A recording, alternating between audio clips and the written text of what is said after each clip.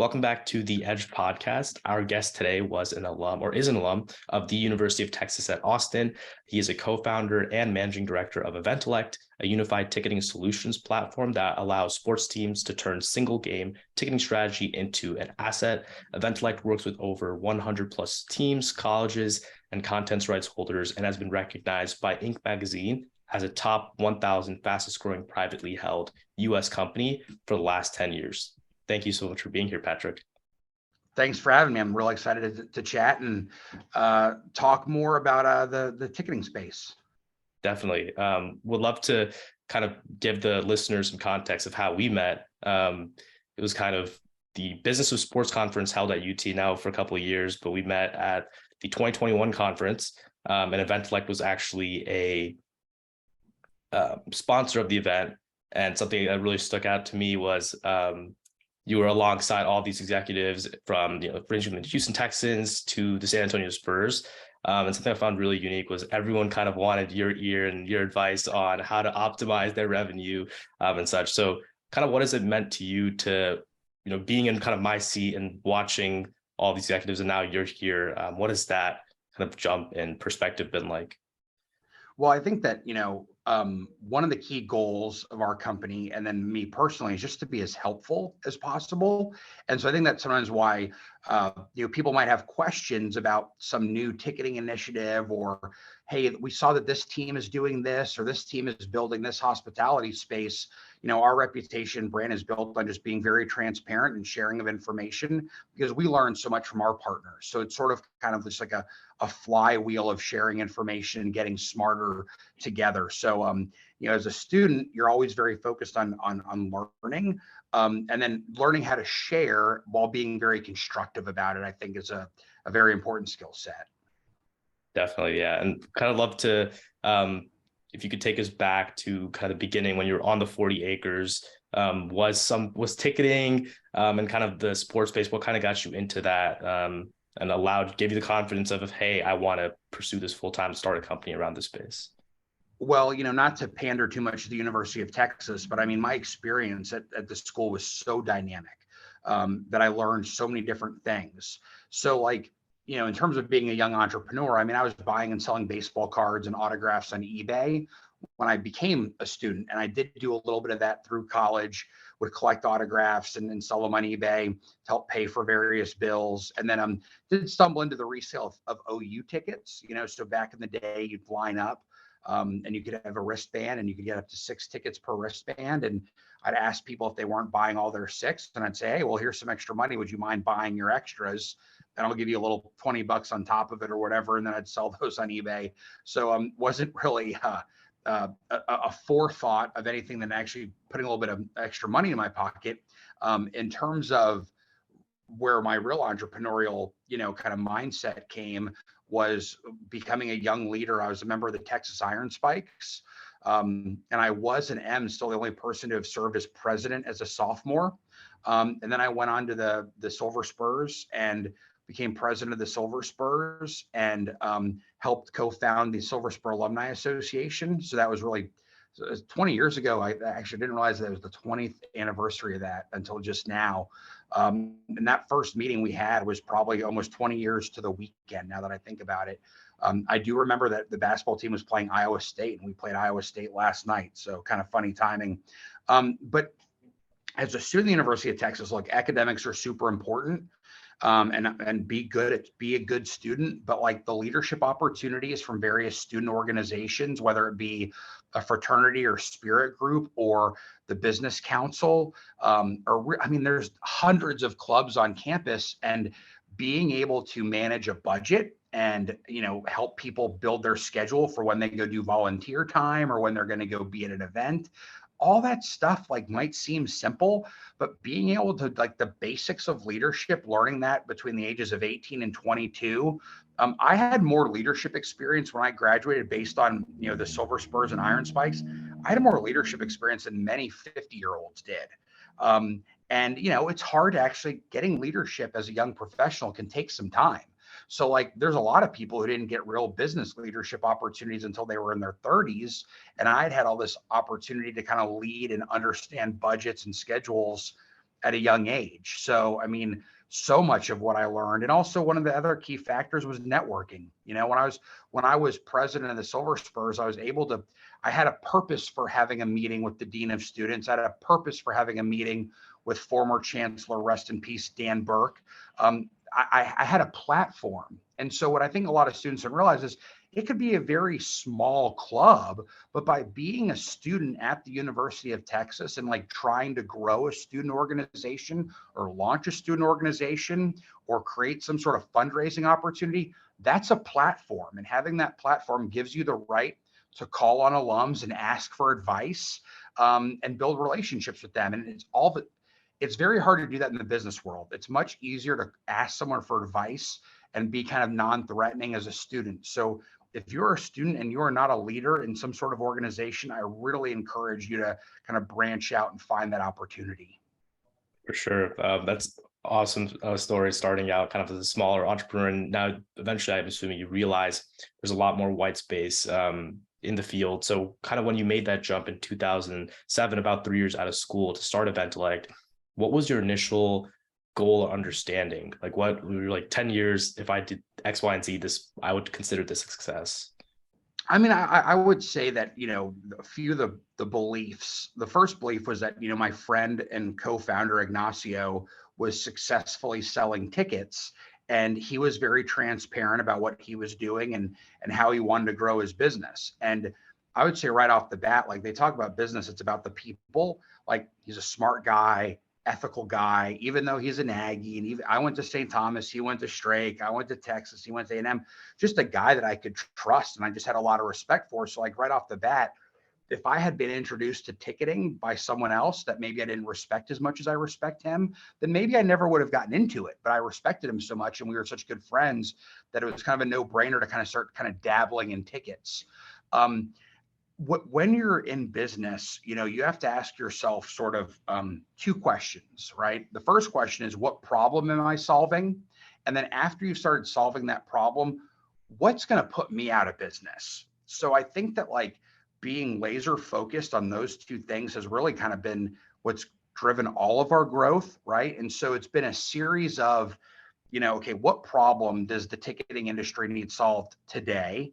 Okay, let's solve it. And then once that happens is, okay, who could replace us? How could we be replaced? Okay, let's go build that and see if that solves any problems. And so that kind of constant evolution of trying to find ways to be helpful, and then also making sure that you're not becoming like a fossil, and you're making sure that you're staying evergreen and relevant. Those two big kind of theses are kind of what drives the company today. And quite frankly, like, you know, before I partnered with Ignacio, I was in sales for careerbuilder.com, and I would entertain customers and I would buy tickets from Ignacio. And I did not know how to get Denver Broncos tickets. Well, he got me Denver Broncos tickets. You know, my sister needed tickets to a concert. We didn't know how to get them. And so then all of a sudden, it's like, well, you know, Houston, I've been calling on all these businesses that could probably need help buying and selling tickets in Houston. So that was the first problem we were going to solve is, you know, how can we help businesses in Houston get tickets more efficiently and kind of be their, you know, their right-hand person for buying and selling tickets. And then shortly after that, and we had some success, was, you know, we saw it was going to put us out of business, StubHub. Okay. So we're like, we're not going to be able to compete with this app and all these inventory, and they're integrated with Major League Baseball and they're owned by eBay. They're going to be the ones who help the business leaders get their tickets. So, okay, so if StubHub is going to put us out of business, well, what does StubHub need? Well, StubHub needed better access to inventory. Okay, so then we started working directly with the teams, and the teams had a real problem that a lot of their season ticket holders were not renewing packages. Great, we can solve that problem. We buy tickets from the team, we manage them, we price them, we sell them on sites like StubHub. Okay, so those were sort of like the first problems that we were solving up until 2011. But then we started realizing like the market dynamics were changing, and some of these markets were getting too flooded, and sometimes tickets were selling for very unrealistic prices, both on the high and low side. So we started building some kind of technology and solutions of kind of really solving that and kind of making the market be healthier and more natural. And and it's just been an iteration ever since then. But basically, it's always kind of staying one step ahead of the problem that needs to be solved, but then also keeping an eye out for like what could eliminate you. Even though you solved us, and so many people like there, we did all this great work, we're so big, we've accomplished all this, but once you stop innovating or stop trying to find the next problem to solve, you're really at risk of getting put out of business. So those are kind of our two driving kind of principles. Gotcha. Yeah. And I'd love to go back to, I guess, a pivotal moment that I'm assuming you had when you went from the just or buying and selling tickets to that first institutional player. How did you kind of convince them to, use your product, use you guys instead of like a StubHub more? Well, so we're kind of a conduit. So like StubHub's a partner and Ticketmaster's a partner. So we sell inventory on those sites, right? And so they're very important to the ecosystem. I think the first thing, what it was that it was like a team would basically be selling tickets to 40 different small kind of ticket resellers, and that created very incongruent pricing. So some teams and some leagues thought the solution was just, hey, let's stop doing that, right? Like, let's not sell to these kind of middlemen because they're not really creating value. They're actually creating confusion. So what we helped these teams realize was like, look, this distribution and this like kind of like, we're providing an auxiliary pricing service. We're sharing our data with you. We want to price in a way that's, congruent with your brand. We don't want to be pricing in an incongruent fashion. The issue is like, it's hard to manage 40 vendors. So why manage 40 vendors? We could be your singular vendor. If you let us be your singular vendor, we'll promise to give you better data. We'll collaborate on a weekly basis. And we can kind of give some recommendations about, and like give a holistic picture about, here, if we work with an NBA team, hey, here's what's happening with the NBA globally from our perspective. Oh, hey, you're based in Dallas. Here's some trends we're seeing impacting other teams in Texas. So teams realize that, quite frankly, the more inventory they allocated us, the better the market kind of acted in terms of being a very healthy and stable market, but then also our data and insights became better and better. And so it just became more efficient for teams to kind of entrust us with more inventory. And more teams would be like, well, look, we want to be part of that kind of ecosystem of helping Eventellect get smarter, but also learning from them as well. So it was really just kind of like a minor tweak, like, right? Like it's okay to sell tickets to people who want to manage them on the secondary market, but maybe you shouldn't be selling to 40 of them. And we do have some very viable competitors. And what I tell teams today still, because not everybody is in a fully unified solution. I do tell teams like, look, like you don't have to do business with Eventellect, but please, at least like go that next step on the maturity curve, even if it's with a competitor. Please move your business forward. I know there'll be some benefits. There'll be more benefits from working with us than someone else, but please, there's going to be benefits just kind of moving your business forward. So that was really, it was kind of what I'd say probably the lesson was transparency. Okay. Telling the team, here's what's broken. We're part of what's broken, but here's some tweaks we can make to fix it. And many people just aren't willing to go to vendors or go to customers and like, let's put all of our cards on the table and let's talk about what's really happening and make sure you're okay with it. Because I will say this. So like, it was actually one of my first ever meetings was with the chief marketing officer at the Denver Nuggets. And, it had become public conversation that there were dollar tickets on StubHub to see a Nuggets playoff game. And, it was funny, like just by having a heart to heart, I was like, for some reason, like, is this good for you that like people are liquidating these tickets? And he's like, no, it's not good for us at all. It upsets our season ticket holders. It hurts our brand. And he's like, you guys losing money tickets, is that good for you? And it's like, no, it's not good for us. Right. Like, whereas like some people maybe thought that the team wanted brokers liquidating tickets on the secondary market.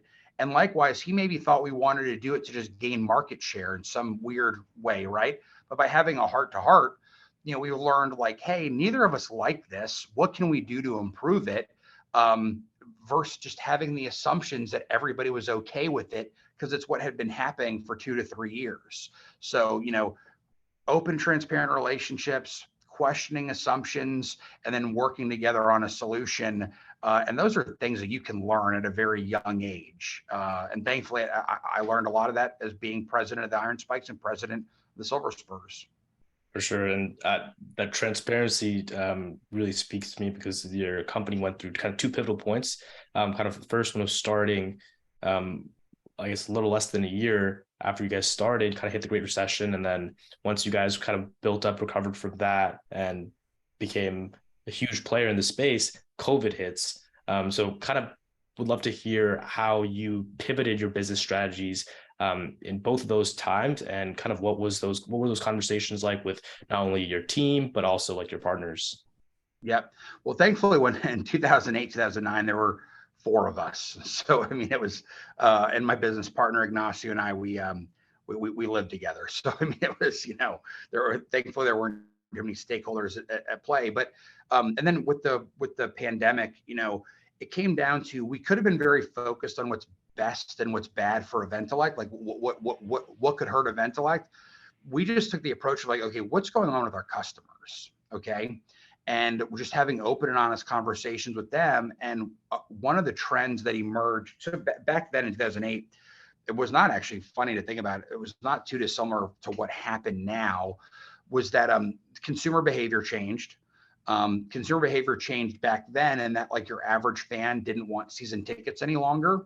So that was, and we could step in and we could buy that inventory and then sell it on a game-to-game basis. What we noticed coming out of the pandemic was a similar trend in that, certain customers were gravitating towards fewer games and better seats. And that actually, and those types of customers are actually better served directly having a relationship with the team. So what we saw was this emergence of like real premium ticketing kind of taking off. And we saw teams being wise to really own that part of the business. And then likewise, kind of fill the building, we saw teams starting to effectively use social media to sell like promotional offers, like 4 tickets, 4 hot dogs, 4 sodas for $80, right? Those offers started really resonate post-pandemic for a handful of reasons. And so what happened was teams became very focused on premium and very focused on promotional. And in the middle, which is where we had always excelled, the teams were noticing that fans were not as hungry for season tickets in that part of the building. And that's where we had a lot of specialty. And some teams, unfortunately, lost some staff. So they maybe had staff managing single game tickets, but then that staff had left and the team needed us to step up in terms of taking on more risk or taking on more responsibility. And we uncovered that very early. We were probably, relative to the marketplace and relative to our competitors, we could see very early what was happening with the team's businesses. So we were just positioned to step in and say, hey, partner, one of our partners is saying they need help with this part of the building. Do you by chance need help with that part of the building? And it just really snowballed. So pre-pandemic, we were at 35 people, and today we're at about 95 people. That sort of growth really kind of, quite frankly, surprises me, but it really was a snowball effect of teams becoming laser focused on what they're really good at, while becoming more comfortable in trusting us with the part of the business that we're pretty good at. Gotcha. That makes a lot of sense. And I guess from outside looking in, when we spoke, I'd done a little bit of work in the ticketing space from the kind of private equity angle, and we were due diligencing business. And I saw that over the pandemic, over 50-60% of these kind of like single game or these smaller level ticketing players kind of shut their doors when out of business. So it's great to see how you guys use this as kind of that increased opportunity to show the value of your business. So that's awesome. Kind of coming back to more philanthropy and just kind of giving back. I remember another key moment of that conference that stuck out to me was, for all the students that attended, you sponsored a free ticket to the Austin FC game, which I just thought was amazing. So what has it meant to you now to kind of give back to not only the UT community, but just, young professionals that are looking to enter sports? Right. Well, I view philanthropy through two lenses. One, through a corporate lens, right? We do have a lot of partners. And so like, if one of our partner teams is raising money for a charity, and we would like to piggyback on that, right? Like, so if it can be good for the community and it gets us closer to a partner, that's a win-win, right? So I mean, the corporate giving is kind of that lens of we always want to be aligned with our partner teams.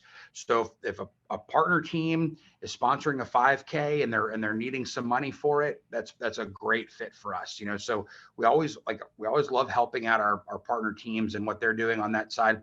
Personally, it's still sort of shaping and shifting. So like what I'll say is I just donated to my high school, to St. Thomas High School, and the journalism room is going to be named after me, right? And that's very powerful because I learned so much from running my high school newspaper, being co-editor in chief of the high school newspaper. So that was very meaningful and powerful. I was at the Texas One Fund, was founded by a Silver Spur alum, Scotty Freeman. And I just went to get educated because I wasn't really understanding what all this NIL stuff was. And it leads to understanding that the way Texas One Fund is doing it is through leveraging nonprofits and volunteer work. And so, yeah, this morning I just committed a check to support Neighborhood Longhorns, which is a university kind of partner in the tutoring space. And it's going to help the NIL program. It's going to help Neighborhood Longhorns. It's a real win-win. So like things that are related to my time at the university. So I did volunteer at Neighborhood Longhorns. The Silver Spurs I've donated to, and I'm going to probably do something again. Texas Athletics, just I want to make sure that we're always positioned to be successful. Because it's also like, I do think athletics can be a real flywheel for attracting good talent off the field. And so I want to make sure that winning on the field, I think leads to greater applications. I mean, one of my good buddies is Darren Ravel, sports business genius, sports business reporter. He went to Northwestern shortly after they went to the Rose Bowl. That was like 1995 or whatever.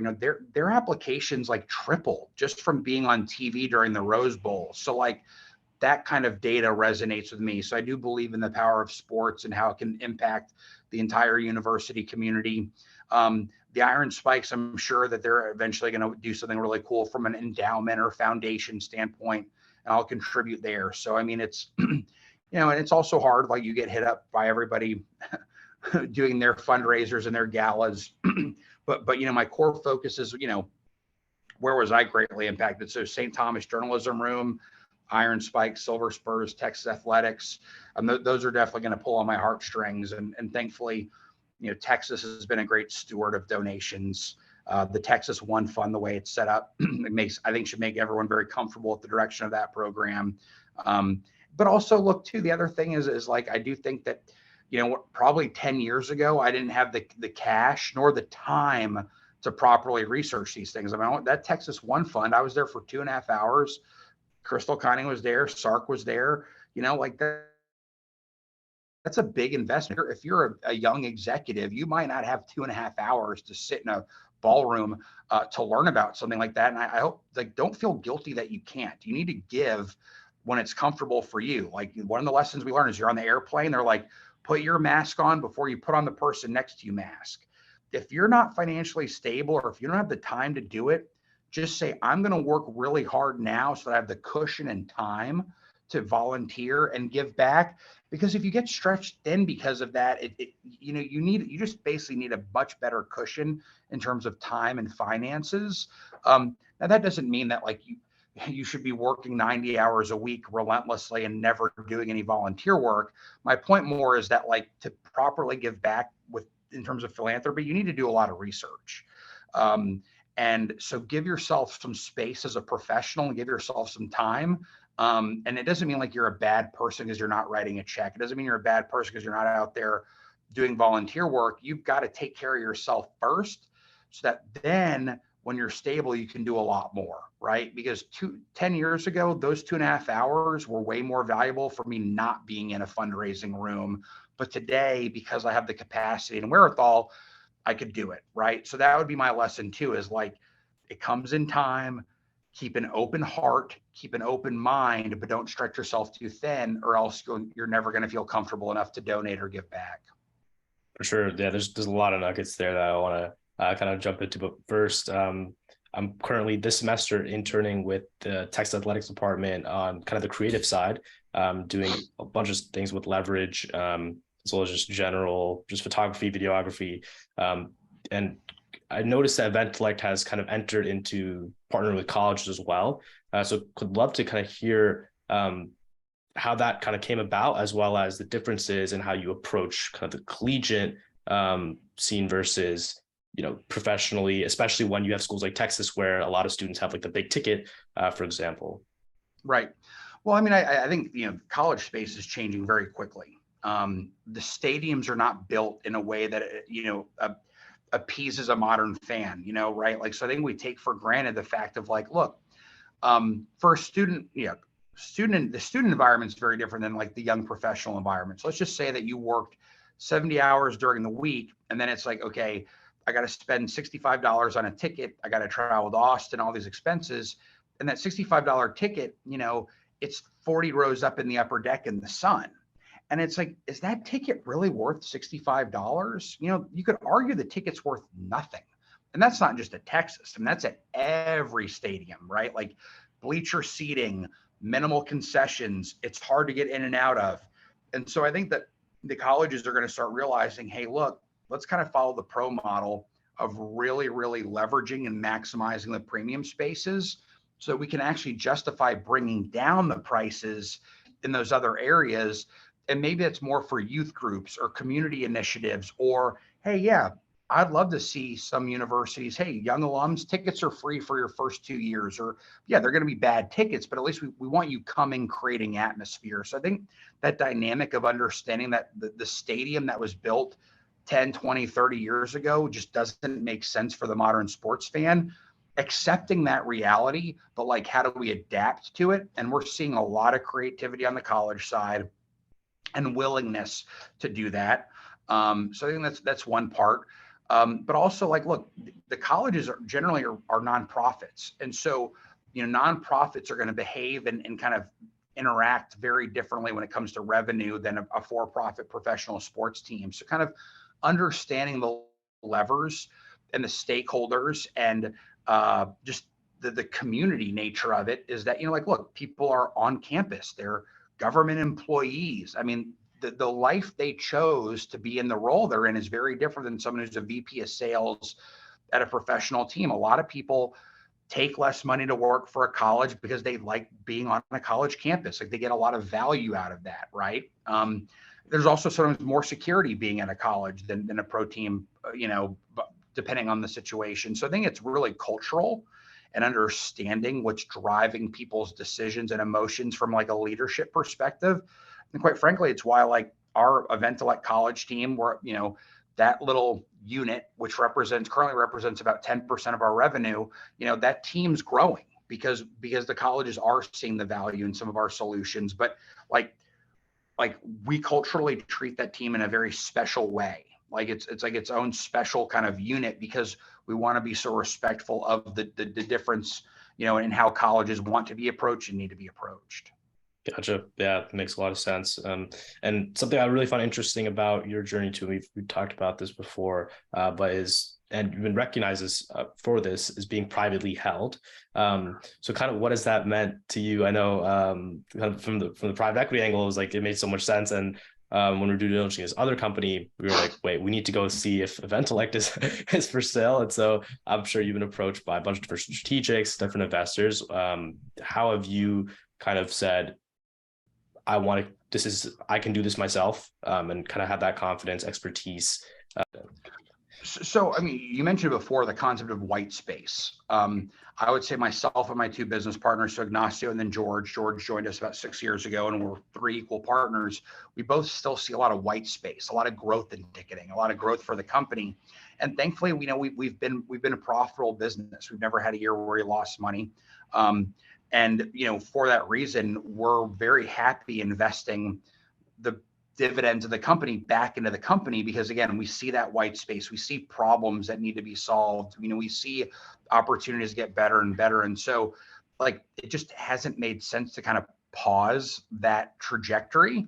Not saying it won't happen ever, but like, because we don't have a huge need for a cash infusion and because we're happy. Like if someone was like, okay, you can invest in this company or invest in Eventellect, it's like, well, I'd just keep investing in Eventellect. Now that doesn't mean we're the best company on the planet, but like if I was given money, I'd be like, oh, I'd like to invest in a company like Eventellect. It's just like the kind of company I'd want to own. So there's a very fortunate position. Yeah, look, as some of these other, we see SeatGeek's growth and Game Time and Ticketmaster's grown and StubHub's grown. Could there be some sort of opportunity for some strategic where 1 + 1 = 3? I think that could happen in ticketing. I think right now everybody's just very focused on executing their mission and their goals that like, we don't want to pause and slow down.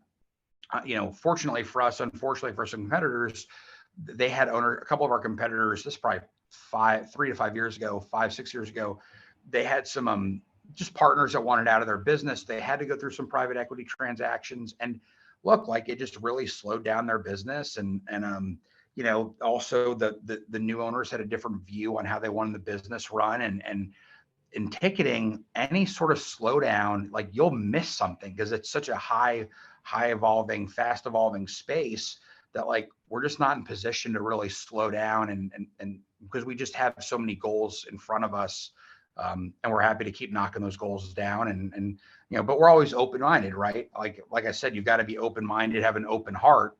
And so who knows, maybe down the road those conversations will be more fruitful, but we're very laser focused on executing and clearing out more of that white space. Gotcha. Perfect. And to cap off the podcast, I have 3 kind of rapid fire questions I'd love to ask. Sure. Love it. Yeah. First is, what was your favorite sporting event to go to at Texas as a student and kind of as an alum now and now being a partner? What has been your favorite memory or favorite sporting event? Golly. So I guess, I have to say freshman year, college game day came when we played Nebraska. And so I think the whole, like going to the stadium and being in the stands for college game day was a very unique collegial experience. My roommate, my best friend, Aaron Scheffler, and I, we were some of the few people who went to bed and got back there at 5 a.m. We were greeted by some people who had not gone to bed. And maybe by sophomore or junior year, we were the type of people who had not gone to bed. But as freshmen, we were very, very studious, and we were good boys as freshmen. That changed for me over time. So I remember that very vividly.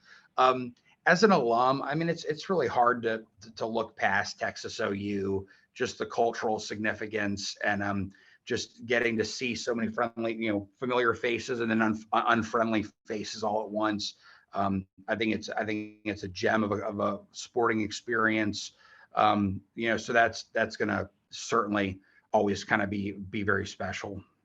Gotcha. And second question, who do you consider to be the greatest of all time in ticketing? And that could be either a mentor or just someone you really drew from, but who do you consider that to be?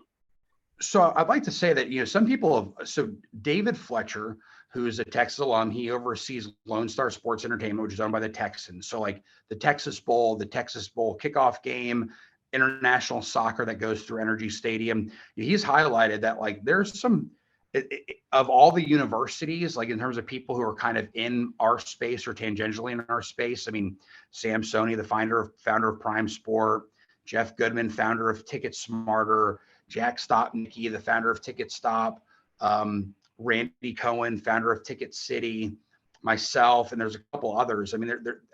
Probably 10 years ago, there were probably 7 of us who were really leading pretty large enterprises on that side of it. So, I think just as a whole, the University of Texas has produced the most ticketing talent, bar none. I'd love to see someone try to step up and take that claim. You got to think all time. You could talk about a man, boy, that's just really tough to say. What I will, oh man, what a great, I think there's just so many lenses that you could look at it through. I'm going to tip my cap and say David Fletcher, because he oversees so much different content while also kind of being part of the Texans organization. And so he wears so many hats. And he also deals with like content that's super expensive and then content that might be a little bit more about filling the building. So I'd say that, his dynamic nature and willingness to always learn, stands out. But I think that he would probably not want to take the crown and he'd want to pass it to someone else. So I think any ticketing executive is willing to learn and say that they're not the best is probably the best. Gotcha. Perfect. And last question, what would you say is your edge? I would say that for our company and kind of like the way I try to go about things is like, how can we help? I mean, I think that's always like the most important first foot, because if we can get the right answer and get honest answers, we can come up with a solution. And also, we're very focused on solving the problem a partner gives us. We're focused on monetizing it secondarily, because we know that if we just take care of something for someone, that like we'll have a long-term relationship and the monetary benefit will unfold over time. And I think that's just partially the culture of being privately held and the three owners being very involved in the day-to-day of the business. We've been able to take a very long approach. So it's like, okay, what's your immediate problem? We want to solve that, but we might look at it as a long-term relationship. And so I think that might be a little bit unique to us. But like we all have friends that are that way. We've always got that friend who you know is going to pick up on the first ring. We've got that family member who's always the first one to arrive to the party. Like I want us to be thought of in that view. Like we pick up on the first ring, we show up early. That's just kind of how we want to be perceived. And if we can make a few bucks along the way by being helpful, then that's a great business. Perfect. Well, that's all from my end, Patrick. Thank you so much for your time. Is there anything you would like to kind of add or plug? No, I mean, I really would. I just appreciate the platform, and if I can introduce you to some of these other people I've mentioned, so that you can kind of keep growing your network, I'm more than happy to do that. I love the idea that you've had student athletes on there. I think sort of kind of telling the story of people's growth through the 40 acres to post 40 acres, I think is fantastic. So however I can connect you to others, I think it's great. And I will say that you're interning in the athletic department. There's some fantastically intelligent, like Drew Martin. I mean, he's super smart in the ticketing and sort of marketing space. People on his team like Corbett and Marty are really, really smart. So some of those guys might be a little bit more quiet or a little bit more private, but I mean, you definitely pick their ear about things, and they definitely know a thing or two. For sure. Yeah. Thank you so much again. You bet, man. I appreciate it. Thank you so much for listening to this episode of the Edge Podcast. Don't forget to like, comment, and subscribe. I'll have all of Patrick's socials linked down below. Until next time.